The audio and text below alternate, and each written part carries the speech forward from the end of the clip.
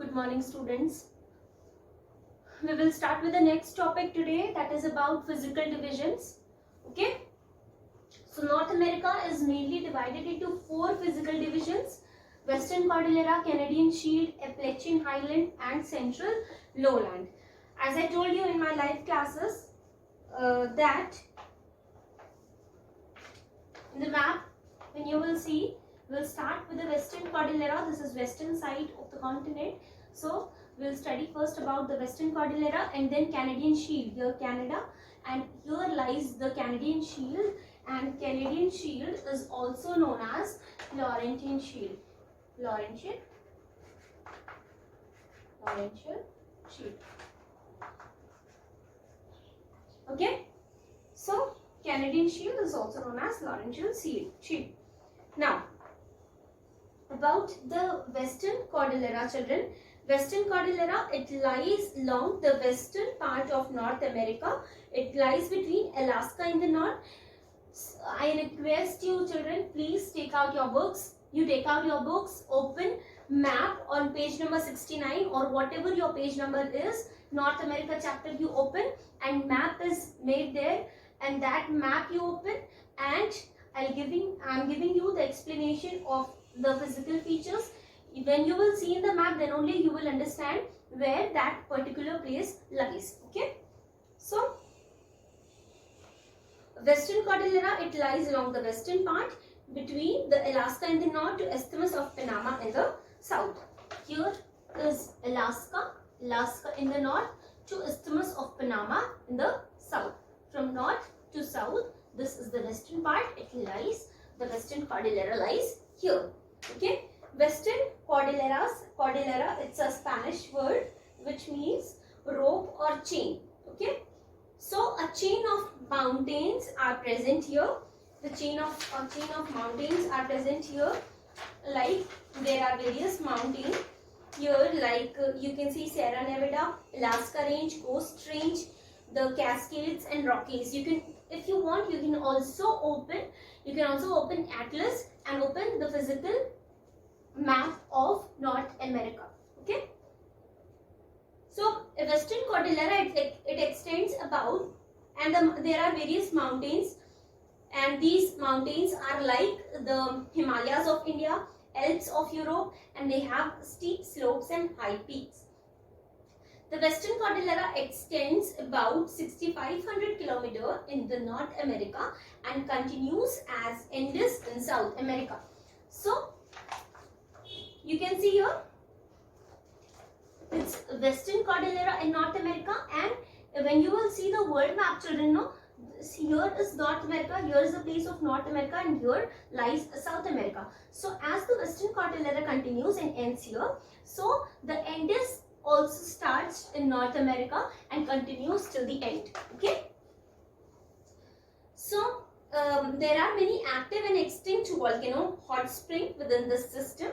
It is also earthquake prone region. Volcanoes are there. Volcanoes are present here. So there are 3 volcanoes: active, dormant and extinct. Active volcanoes are the volcanoes which can erupt at any time. Dormant volcanoes are sleeping volcanoes, the volcanoes which has erupted in the past, but they are sleeping volcano. They are likely to erupt in near future, but it is not sure that they will erupt in future or not. Okay. Then the next one is about the extinct volcano. Extinct volcano are the volcanoes whose signs or some symptoms are there, by which we can say that here at this place volcano have erupted, but it has no sign to erupt in near future. Okay. So this area, Western Cordillera area, is prone to volcano. There are various volcanoes present here. Earthquake prone area. Okay. And the next, children, here lies the Pacific coast. It forms Pacific Ring of Fire.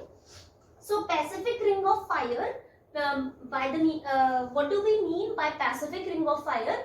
The Pacific Ring of Fire means that region which is most earthquake prone, volcanic eruption prone region, means where volcanoes can erupt at any time, earthquakes can occur at any time. Okay. Now talking about the mountain system and or the western Cordilleras, they have various parallel ranges in between them.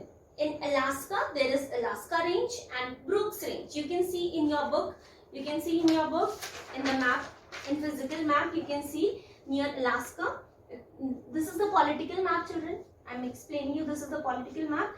In Alaska only, Alaska Range and Brooks Range you can see in your atlas. Okay. Then we have here the highest point of North America, Mount McKinley. It lies in which range? It lies in Alaska Range. And the Coast Range, Cascades, Sierra Nevada, okay, these are Sierra Madre, they lie along the Pacific coast. And Rocky Mountain is present in North America and Andes Mountain is present in South America. Rocky Mountain is the easternmost chain and easternmost range.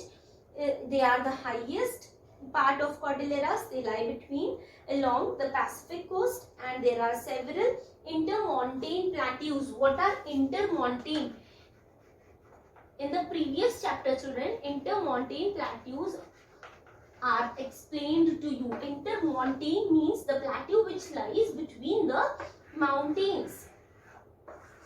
The plateaus which lie between the mountains are intermontane plateaus. So Columbian Plateau, Colorado Plateau are intermontane plateau, and these plateaux, they have extensive network of river, and gorges and canyons are also there. What are gorges and canyons? See, gorges, the figure is made here in the page number 70, whatever your page number is. You see that a river canyon is the most familiar type of canyon. Grand Canyon of Colorado River, which is 2000 meter deep and 480 kilometer long. It's world famous for its beauty and majesty. So it's the famous one, and it's the longest canyon, and it's the deepest one also. Okay. So we have studied about the Western Cordillera, that Western Cordillera lies in the western part of the continent, and various mountain ranges are present here. It extends from Alaska in the north to Isthmus of Panama in the south, and there are various mountain ranges which lie between them, like Sierra Nevada, Sierra Madre, and Coast Range, Brooks Range. Okay, Mount McKinley is the largest, the highest point. Mount McKinley is the highest point, and then we have in the northern and the southern extension we have this Rocky Mountain. Rocky Mountain consists of various chain of mountains which are present here. Then we have Colorado Plateau, various intermontane plateau present here. Then Great Canyon is the most famous one, which is famous for its beauty and majesty.